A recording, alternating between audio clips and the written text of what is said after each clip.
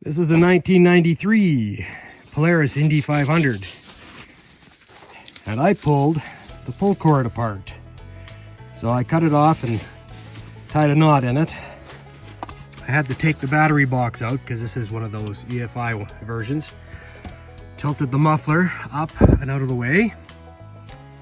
And then there's 4 bolts that hold this on. And you can see where the holes are.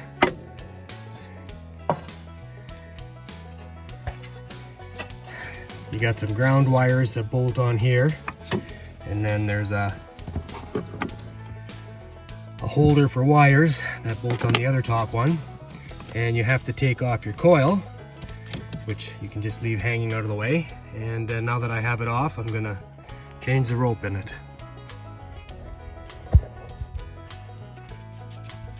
I rolled the spool around and grabbed that knot with a pair of needle nose pliers.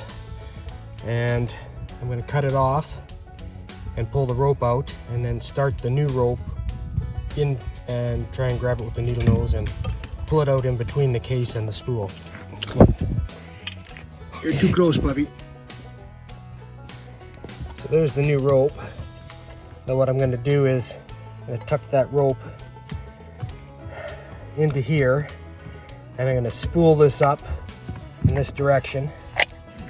Right, counterclockwise to put some tension on it, and then I'm going to allow it to suck the rope into the spool, and then I'm going to tuck it out through the hole.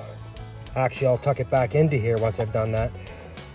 Put some tension on it again, probably about 3 or 4 rounds. Then I'll tuck it out through the hole and let it reel back in. So my spool is full, and I've got some extra rope. And I'm going to need most of that rope to reach out to where the pull cord goes. And when I do that, I'll make sure that I take some of the rope off the spool, make sure there's tension, because I want to make sure that that handle pulls all the way back in. But I'm almost done.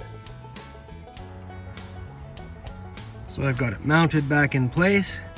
I just need to put the coil and the battery box back in. And then what I'll do is I'll probably pull it out about 8 inches from where the handle rests and tie the handle on there so that it sucks the handle back in. And that's it.